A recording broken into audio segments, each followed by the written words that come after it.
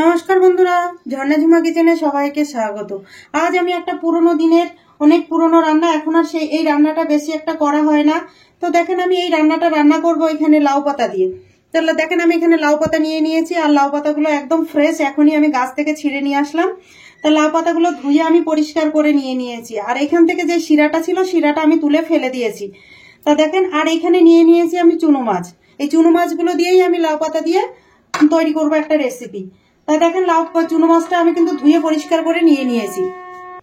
এখানে দেখেন কড়াইতে আমি গরম জল বসিয়ে দিয়েছি, আর গরম জলে আমি লাউ পাতাগুলো একটু উল্টে পাল্টে নিয়ে নেব যাতে নরম হয়ে যায় লাউ পাতাগুলো, সেই জন্য। তা দেখেন বেশিক্ষণ কিন্তু রাখার দরকার নেই, তাহলে কিন্তু লাউ পাতা সেদ্ধ হয়ে যাবে। তা দেখেন এখন আমি গরম জল থেকে তুলে নিয়ে নিচ্ছি, তুলে আমি জল ঝরিয়ে নেব। দেখেন গরম জল থেকে আমি তুলে নিয়ে নিয়েছি লাউ পাতাগুলো, আর অনেকটাই সফট হয়ে গেছে। এখানে আমি বড় বাটি নিয়ে নিয়েছি, বাটিতে এখন চুনো মাছগুলো দিয়ে দেব। মাছের মধ্যে আমি দিয়ে দিচ্ছি আলু। আমি একটা ছোট সাইজের আলু কুচিয়ে নিয়ে নিয়েছি, আপনারা কিন্তু আলু ছাড়াও তৈরি করতে পারেন। আর আলুটা কিন্তু খুব ছোট ছোট করে কেটে নিয়েছি, পাতলা পাতলা করে। ছোট বড় দুটো পেঁয়াজ কেটে নিয়ে নিয়েছি, একটা বড় সাইজের একটা ছোট সাইজের পেঁয়াজ আমি কুচিয়ে নিয়েছি। দিয়ে দিচ্ছি ধনেপাতা কুচি, রসুন বাটা। আপনারা চাইলে কিন্তু আদা বাটাটা দিতে পারেন, কিন্তু আমার আদা বাটা পছন্দ নয় বলে আমি আদা বাটা দিলাম না। আর এখানে দিয়ে দিচ্ছি সর্ষে বাটা।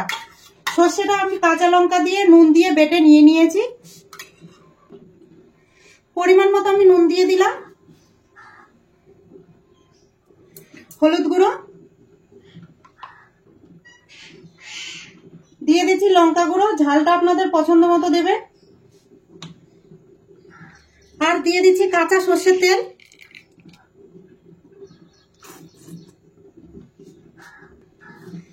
এখন আমি মাছগুলো ভালো করে ম্যারিনেট করে নেব।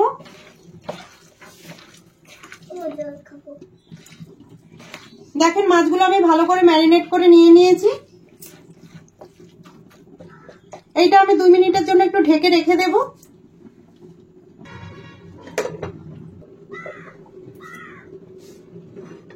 এখন আমি লাউ পাতাতে মাছগুলো ভরে নেব। দেখেন প্লেটের উপরে লাউ পাতাগুলো আমি বিছিয়ে নিচ্ছি, একটার উপর একটা দিয়ে দিয়েছি। আর এখন এই ম্যারিনেট করা মাছটা দিয়ে দেব। যতটা ধরে ততটাই দেবেন, বেশি দিলে কিন্তু আবার বেরিয়ে যাবে।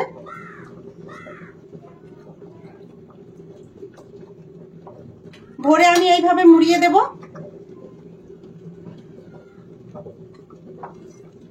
আপনারা চাইলে কিন্তু সুতো দিয়ে বেঁধে দিতে পারেন, কিন্তু এই লাউ পাতা খুবই নরম, সুতো দিয়ে বাঁধার দরকার নেই। দেখেন আমি ফোল্ড করে নিয়ে নিয়েছি।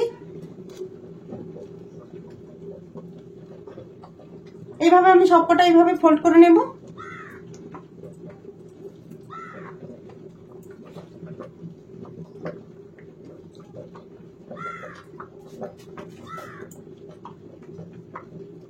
দেখেন এইভাবে ফোল্ড করে নিতে হবে। দেখেন আমি সবকটা ভরে নিয়ে নিয়েছি লাউ পাতার মধ্যে। এখন এইগুলো আমি ভেজে নেব। গ্যাসে আমি কড়াই চাপিয়ে দিয়েছি, আর কড়াইটা খুব গরম হয়ে গেছে। কড়াই কিন্তু খুব গরম করে নিতে হবে। আর আমি দিয়ে দিলাম সর্ষের তেল, আর এই রেসিপিটা কিন্তু সম্পূর্ণ সর্ষের তেলেই করছি। সর্ষের তেলে করলেই কিন্তু টেস্টটা ভালো আসবে। দেখেন তেল ভালোভাবে গরম হয়ে গেছে, এখন আমি লাউ পাতা মোড়ানো মাছগুলো দিয়ে দিচ্ছি। আমি কম আঁচ দিয়ে, গ্যাসের ফ্লেম কিন্তু কম করেই এগুলো ভাজবো, যেহেতু আলু দেওয়া আছে, তাহলে পরে আলুগুলো ভালোভাবে সেদ্ধ হবে। এখন আমি মাছগুলো পাল্টে দেবো। এক সাইড দেখেন ভালোভাবে ভাজা হয়ে গেছে।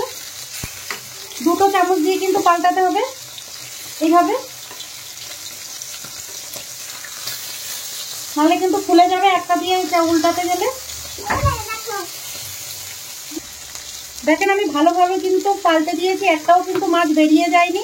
আর এক সাইড কিন্তু ভালোভাবে ভাজা হয়ে গেছে। দেখেন ভালো করে কিন্তু ভেজে নিয়ে নিয়েছি এপিট ওপিট। এখন আমি নিয়ে নেব প্লেটে।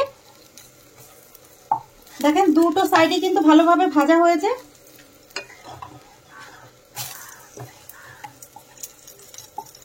এখন আমি প্লেটে নিয়ে নিচ্ছি।